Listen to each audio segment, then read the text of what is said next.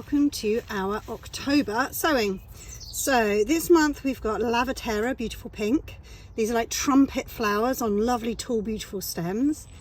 Amivisnaga, which is a kind of similar to Amelie Majus that you might have sown before, like very tall umbellifer flowers, beautiful white and green colour, great for foliage.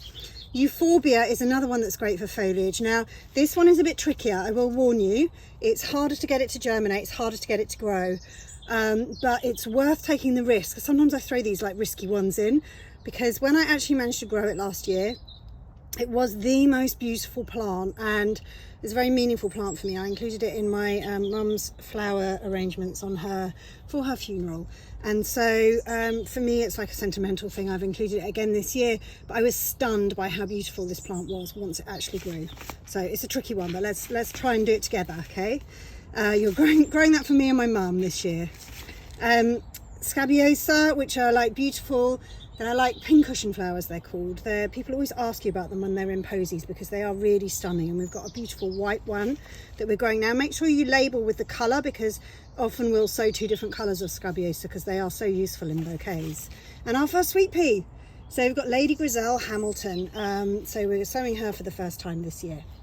Is our first sweet pea. We'll sow another sweet pea in November, and in December we do all sweet peas. So bear that in mind when you're sowing. I'll just say that. So if you've got the Planning the Grow to Give Garden workshop, you already know roughly how many plants you're wanting to grow. Now the thing I will say about the sowing that we do in October and November in particular, don't hang about with these seeds. Sow them as early, as soon as you get them, sow them if you can, especially the November box. So make a note in your diary. When that November box gets sent out on the 1st of November, you want to be sowing straight away. And that's because the light levels are really starting to reduce now.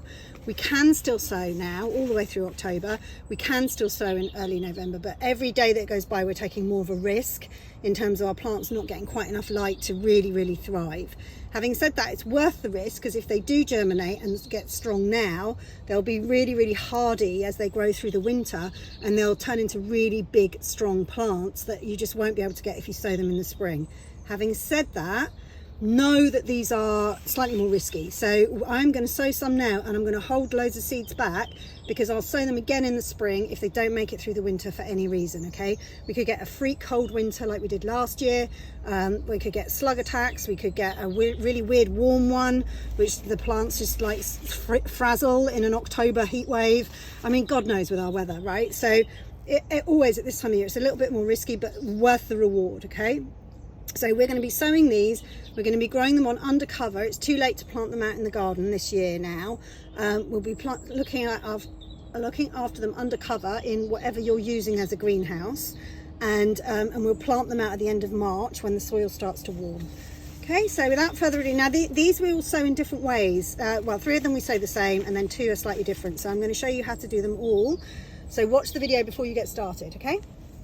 So first of all, I'm going to start with Lavaterra, Euphorbia and Scabiosa, because these are all sown in the same way. So I have got my 40 cell seed tray, but I've cut it into portions, and that's because I am going to sow 8 of each or 10 of each of these like this. And then when one of them germinates, it means I can take them out to the greenhouse. If this one takes a bit longer, which it will, that'll take longer than this one to germinate. So I want to be able to move this one outside to the greenhouse when it germinates, and leave this one inside to keep doing its thing. So it's really helpful if you can cut your trays up like this. You don't have to, but it just means that you don't slow this one down by having to move it outside when this one germinates, if that makes sense. So let's start. So the first thing I always do is, before I even get started, so my hands are not totally covered in mud, is I open the packets, and I open the inside packet as well, so I'm ready to go, and I have my labels already done before I start, right? This I will show you every month, but this is the best garden marker pen, so it won't fade. You'll know what your plants are.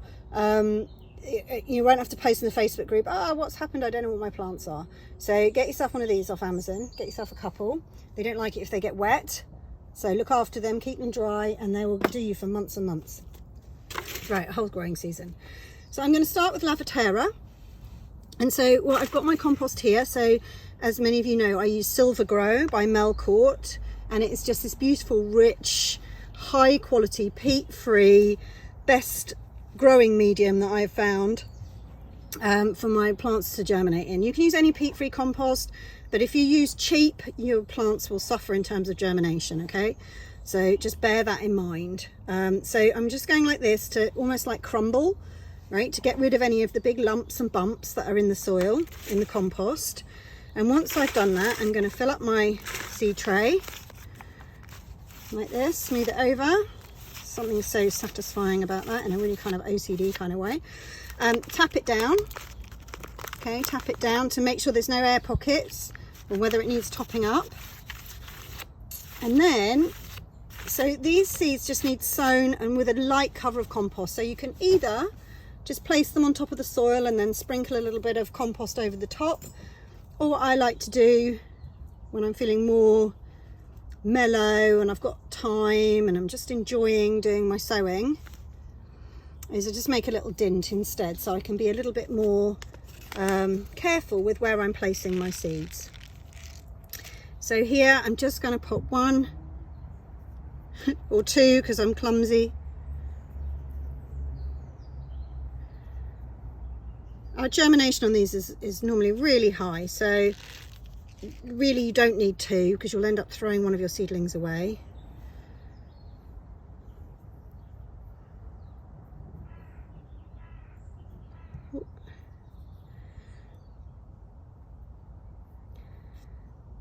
That's it. Oh. Pop these ones back in the packet. Again, we might need to sow more of these in spring if they don't make it through the winter, but I'm being hopeful. Pop those away. If you keep those somewhere dry and dark and cool, those will keep till next year. Their germination won't be as great next year, but you can keep them. Okay, so store them. Now all I'm going to do is gently cover over. Each one of these, and then I'm going to pop its label in, and then I'm going to put him in here. Now I'm going to carry on and I'm going to do the Scabiosa and the Euphorbia in exactly the same way. I'm going to do that now.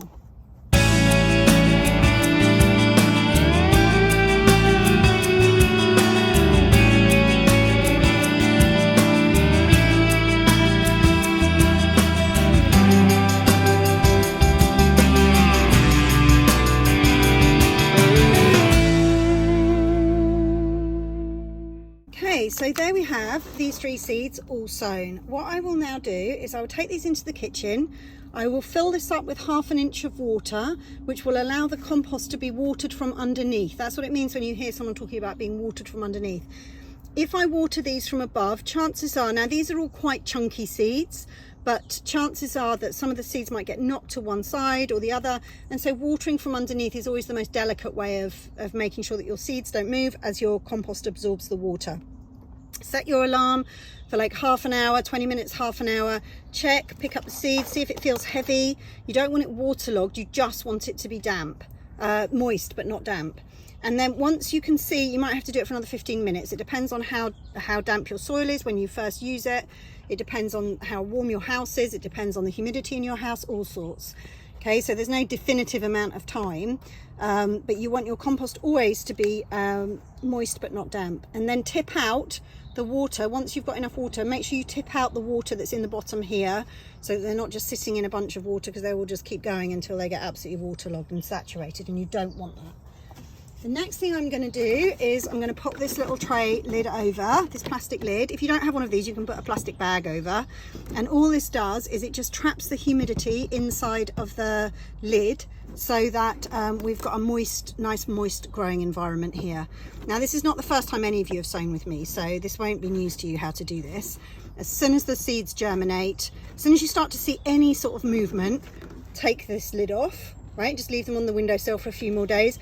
Once you see any of them growing, popping up through the soil, take this, so say this one pops up, I'm going to take this and pop it out into the greenhouse, okay? And it'll grow on there until it's ready to be pricked out and potted on into a 9 centimetre pot. Okay, so those are happy to go, good to go once they've been watered. So now I wanted to show you your Amivisnaga. So now I wanted to show you the Amivisnaga. So the Amivisnaga, you can sow this in exactly the same way as we just sowed the others. The difference is that these need light for germination. So you want to be just sprinkling them on the top of the surface of the soil, and then again watering from underneath. If you water with a watering can, you really will knock them to the sides. But they need light for germination. So you can sow them in module trays, exactly the same as I did the others, only not covering them. But I am going to sow them in one of these little pots just because I want to show you a different way of doing it, really. So some of you I know are sowing in like food pots. You might have some of these little quarter-sized trays. That's what they're called, quarter-sized seed trays. And they're great because you can get loads of these on your windowsill. And they're brilliant little handy little things to have. Some of you I know have got heated propagators, and these will sit on your heated propagator as well, which is also fab for getting things off to a good start when it gets cold. As I'm videoing this for you, it's still relatively warm, so I don't need any kind of heating device at the moment. And to be honest, up until last year, I never used any kind of heating underneath my plants. So I'm putting the soil in. Don't fill it right to the top, because otherwise when you do want to water it, the water will just fall off the edges. Get rid of any big chunks, especially because these are small seeds. Right, any big chunks and twigs. Let's get that as flat as we can. Endless twigs in this one. Right, so the reason I'm sowing it in this one as well is because I want to be able to show you how to prick out. And when the seeds are in the module trays, we're just going to lever the cell of compost out and bump it up into a bigger pot. But there is a thing called pricking out, There's a process, if you like, technique called pricking out, where you've got a whole load of seedlings in this tray and you need to lever them out gently, lift them by their leaves and move them on. And so I wanted to, for those of you who are new to growing, I wanted to make sure that I showed you how to do it that way as well. So you can see how tiny the seeds are here. So what you want to do best you can, now if I was being really careful about it, I'd be levering each seed up, right, in my little pinky, which is now too full of compost to do that, and my nails are too short, and placing them like this, like a couple of centimeters apart. Actually, I am managing to do this quite well. Otherwise, you can just sprinkle, but when you sprinkle, you tend to sow 5,000 plants, which is kind of what I'm doing on this side of the thing here. So it's harder to manage the amount, but to be honest, you've got 200 seeds, so if you do end up having to throw a few seedlings away, it'll be okay. So I'm popping those back, again sealing this up, and that is those done. No, it's not those done because it doesn't have a label in it. Right, so label, then they come with these little plastic pots. I'll keep this, see if you can open it or close it. I just always keep them closed. And then again, I will water this from underneath in exactly the same way. I'll probably stick it in the side of the seed tray I just showed you, and water it from underneath. And then I will just leave this on the windowsill. As soon as any start look like they're germinating, I don't worry about moving this open and close. I just take the lid off, and then I will move these outside as soon as they start to germinate. What will happen, the reason these lids are also really helpful, by the way, is if you go to move them out into the greenhouse and we're having a really cold snap, the shock of moving from inside, where it's nice and warm, you might even have your heating on if it's like October, November time, and then putting them straight out into the greenhouse where we might be in the middle of a cold or a frost, is too big a jump for them. So what you'll end up doing instead is moving them outside during the day with a lid on, just to protect them for a few hours, and then you might bring them back in at night, and then you might leave them out during the day and take the lid off during the day and put the lid on at night, just for a few days while they get used to the cold, right? You're just introducing them slowly to the change in temperature so they don't have a massive shock. A bit mithery, but they'll thank you for it. So I'm going to put that off to one side. And then the last thing that I'm sowing is my sweet peas. So I'm going to sow those in a slightly different container. So with these, sweet peas need a bit more room to grow on with their roots. So this actually has come from a 15 cell tray, which I didn't like because it was really flimsy when I bought it and everything fell to bits. But actually now I really like them because it means I can sow as many or as few as I want to. And it's much easier to actually plant them out in the garden when they've been, when you can break them out. But I just use these over and over again. So this was a 15 cell module tray. Okay, but you can use a 9cm pot instead if you want to, right? But we do have a bit more room for our sweet peas to grow on. Now, some people love growing sweet peas in toilet rolls, and I'll tell you why I don't. Because the toilet rolls tend to go mouldy before the sweet peas are big enough to plant out. So although it feels very environmentally friendly to do it, you are left with mouldy window, which doesn't really harm the sweet pea, but it's just you're left with mouldy, wet sweet peas, and also they'll grow out the bottom of the pots, and the roots will grow out the bottom, and they'll just outgrow that before you know what to do with it. So I'd much rather you sowed in something that's like a big yogurt pot with holes in the bottom, you know, a normal size yogurt pot actually with holes in the bottom. This would be the same as one of these, right? Or a seed tray like this. If you're sowing in a 9cm, if you're sowing in a 9cm pot like this, then you want to sow 3 seeds per pot when you're doing sweet peas. If you're sowing like this, I just sow 2. I like to do them in 2s, and then I plant them out in pairs with sweet peas. So they get planted out in pairs. Now you will oversow your sweet peas, no doubt. I do it with sweet peas and cosmos are my worst. But I'm just going to, and this is probably like about 1 centimetre deep, that I'm making a little hole here. You don't need to use a fancy, this is called a dibber, but you don't need to use a fancy dibber. You can just use a pencil.